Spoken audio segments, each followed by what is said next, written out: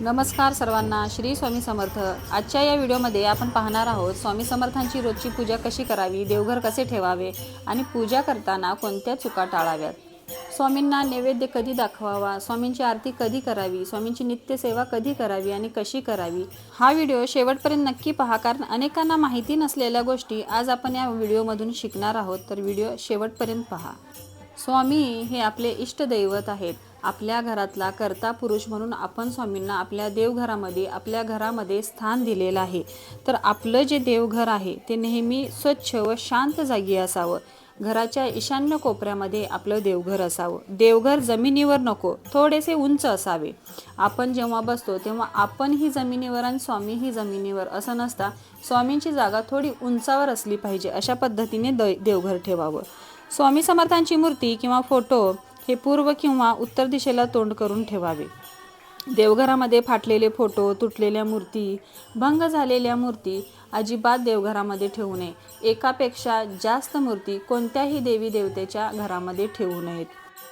देवघरामध्ये अनावश्यक वस्तू, पैसे, कागद हे असलं काही देवघरामध्ये ठेवायचं नाही। देवघरातील ज्या मूर्ती आहे ते आठवड्यातून एक वेळा तर का होईना, गुरुवारी, अमावस्येला, पौर्णिमेला, मंगळवारी, शुक्रवारी, आठवड्यातून एक वेळा तर का होईना घरातील सर्व देवांना आंघोळ घालायची असते, म्हणजेच त्यांचा अभिषेक करायचा। प्रत्येक गुरुवारी तुम्ही करा। स्वामींच्या मूर्तीवर अभिषेक हा प्रत्येक गुरुवारी आपल्या घरामध्ये झाला पाहिजे। तर इतर वेळी आपण फक्त जे काही फुले ठेवलेली असतात आदल्या दिवशी, ती सकाळी उठून सगळी फुले काढून टाकायची। ती जरी खराब झाली नसली तरी देखील आपल्याला ती सगळी काढून घ्यायची आहे आणि विभूती अगरबत्तीची जी पडलेली असते तर ती देखील स्वच्छ करायची। आठवड्यातून एक वेळा किंवा 15 दिवसातून तरी एक वेळा पूर्णपणे मंदिर सगळं स्वच्छ करायचं। म्हणजे जे काही आपण पुस्तक वगैरे ठेवलेलं असतं पूर्ण बाहेरून आतून सगळं पूर्ण मंदिर एक कापड घ्यायचं स्वच्छ आणि त्या कापडाने मंदिर स्वच्छ करून घ्यायचं। मंदिराचं कापड हे वेगळंच ठेवायचं। देवांच्या मूर्तींना जेव्हा आपण अभिषेक घालतो, त्यांना आंघोळ घालतो, तेव्हा त्यांना स्वच्छ पुसण्यासाठी एक कापड वेगळं ठेवायचं। तेच कापड सगळं देवाला वापरायचं नाही। मंदिर पुसण्यासाठी वेगळं आणि देवांच्या मूर्ती पुसण्यासाठी वेगळं कापड ठेवायचं। तर छानपैकी अशी स्वामींची पूजा करून झाल्यानंतर घरामध्ये दिवा अगरबत्ती लावायचा। घरामध्ये स्वामींची नित्यसेवा करायची। स्वामींच्या नित्यसेवेमध्ये 11 माळी श्री स्वामी समर्थ जप आणि स्वामी चरित्र सारामृतातील 3 अध्याय हे आपली नित्यसेवा असते। तर ही नित्यसेवा आपण रोज घरामध्ये करावी। 11 माळी तुम्हाला जमल्या नाही तर तुम्ही 3 माळी करा, पण मनापासून ती सेवा करा। तुमच्या देवघरामध्ये तुम्ही मंगल कलशाची स्थापना करा। मंगल कलश हे खूप शुभ असतं, त्यामुळे मंगल कलश हा देवघरामध्ये नक्की स्थापन करा। मंगल कलशातील पाणी प्रत्येक मंगळवारी आणि शुक्रवारी तुम्ही बदलू शकता। रोज तुम्हाला शक्य असेल तर तुम्ही रोज त्यातलं पाणी बदललं तरी चालतं। मंगल कलशाला आंब्याची पाने किंवा विड्याची पाने तुम्ही लावू शकता। मंगल कलश भरत असताना त्यामध्ये एक सुपारी, थोडेसे अक्षदा, एक नाणं, हळदी कुंकू टाकून मंगल कलश भरायचा असतो। तर अशा पद्धतीने आपल्या मंदिरात मंगल कलश हा नक्की स्थापन करावा। त्याचबरोबर देवघरामध्ये इतर कुठले देवी देवतांची मूर्ती, फोटो नसले तरी चालतील, पण देवघरामध्ये गणपती बाप्पा आणि अन्नपूर्णा मातेची मूर्ती ही असायलाच पाहिजे। देवघराला 3 पायऱ्या असल्या पाहिजे, अशा पद्धतीचं देवघर तुम्ही घ्या। देवघर हे किती महागडं आहे यापेक्षा त्या देवघरामध्ये आपण देवांना किती श्रद्धेने पूजतो, किती देवांवर विश्वास ठेवतो, किती आपल्या त्यामागचा भक्तिभाव मोठा आहे हे खूप महत्त्वाचं आहे। किती महागातलं आपलं देवघर आहे यापेक्षा आपल्या मनातला भाव, देवांविषयी श्रद्धा ही खूप महत्त्वाची आहे। देवाला जर तुम्ही पूर्ण श्रद्धेने आणि अंतःकरणाने एक फूल जरी अर्पण केलं तरी देखील ते देवाला पुरेसं होतं। तर त्यामुळे जी काही आपली रोजची सेवा आहे, रोजची पूजा आहे, ती 5 मिनिटाची का होईना, पण ती मन पूर्णपणे त्या देवापाशी असलं पाहिजे। देवतांच्या चरणी आपण ते 5 मिनिटं लीन झालो पाहिजे, अशा पद्धतीनं आपण सेवा करायची। आणि देवघर हे स्वच्छ ठेवायचं।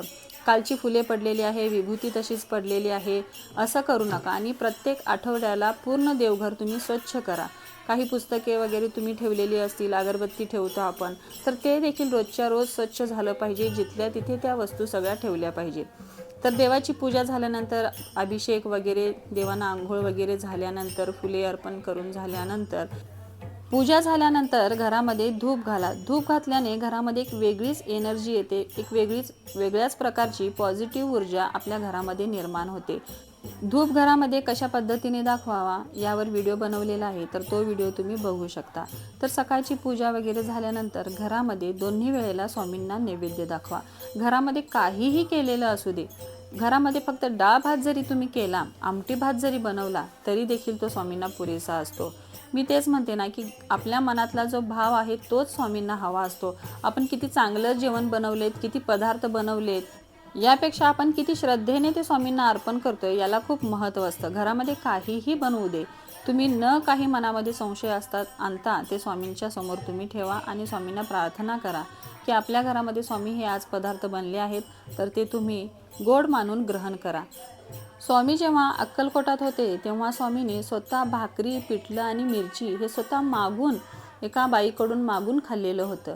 तर स्वामींना घरामध्ये जे काही आहे तुमच्या, तर ते तुम्ही स्वामींना ठेवा। पंचपक्वानच ठेवलं पाहिजे असं करू नका। कधीतरच आपण ते बनवतो, रोजच्या रोज आपल्या घरामध्ये तर ते काही बनत नाही। तर रोज जे काही बनतं ते आपण स्वामींना पूर्ण श्रद्धेने अर्पण करायचं असतं। दोन्ही वेळेला स्वामींना नैवेद्य अर्पण करा। सकाळी पण तुम्ही अर्पण करा, संध्याकाळी पण अर्पण करा। सकाळी जर लवकर झालं नसेल तर काही फळे असतील तर फळे ठेवून द्या। तुम्ही घरामध्ये नाश्ता बनवत असाल तर तुम्ही नाश्ता ठेवा स्वामींना, चहा ठेवा। कोणताही नैवेद्य स्वामींना ठेवला तरी स्वामी ते आपली श्रद्धा आणि आपल्या मनातला भाव बघून ते स्वामी ग्रहण करतात। तर खूप जणांचे असे अनुभव देखील आहे आणि आपण बघतो देखील की कितीतरी जणांचं स्वामींनी नैवेद्य ग्रहण केलेलं आहे। तर त्यामागील भाव खूप महत्त्वाचा असतो। तर दोन्ही वेळेचं जे काही नैवेद्य आपल्या घरामध्ये जे काही पदार्थ बनतात, तर ते स्वामींना तुम्ही अर्पण करा। आपल्याकडे आता फुलं नसतील तर आपण थांबतो, अगरबत्ती नाही थांबतो, तर असं करू नका। जे काही आहे आपल्याकडे, फूल ना फुलाची पाकळी। मी तर एक वेळा काय करत होते, आधी फुले नसायची किंवा कोणी जायला पण नसायचं, जेव्हा फुले घ्यायला कोण जायला नसायचं तेव्हा शोचं एक झाड आहे, आता जे तुम्ही व्हिडिओच्या स्टार्टिंगलाच बघितला, तर फुले कमी पडल्यामुळे मी त्या झाडाची पाने काढून पूर्ण स्वामींना सजवलं होतं। तर कोणत्याही गोष्टीला कोणत्याही कारणासाठी अडून न बसता, स्वामींच्या पूजेमध्ये कोणतीच कारणं न देता तुम्ही अखंड स्वामींची सेवा करा। आणि स्वामींची नित्यसेवा करत असताना देखील जर तुम्हाला सकाळी वेळ नसेल तर तुम्ही 5 मिनटं 10 मिनटं तरी स्वामींसाठी काढू शकता। तेवढा वेळ तुम्ही बसू शकता आणि 5 मिनटं जरी तुम्ही बसणार असाल तर पूर्णपणे मन लावून स्वामींचं तुम्ही नामस्मरण करा। दुसरीकडे तुमचं कुठेच लक्ष जाऊ देऊ नका। पूर्णपणे स्वामींवर तुमचं लक्ष केंद्रित करा आणि 5 मिनटं का होईना स्वामींचं नामस्मरण करा। पूजा करत असताना रागात पूजा करू नका, मनात वाईट विचार आणून पूजा करू नका, घरामध्ये विजलेला दिवा तुम्ही ठेवू नका। अशा पद्धतीने जर तुम्ही सेवा केली तर मनाला शांती मिळते, घरातील नकारात्मकता कमी होते, संकटातून मार्ग सापडतो आणि स्वामींची कृपा अनुभवायला मिळते।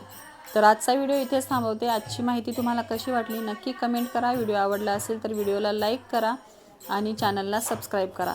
कमेंटमध्ये श्री स्वामी समर्थ लिहायला विसरू नका। पुन्हा भेटूया नवीन एक अशा व्हिडिओमध्ये। तोपर्यंत सर्वांना श्री स्वामी समर्थ।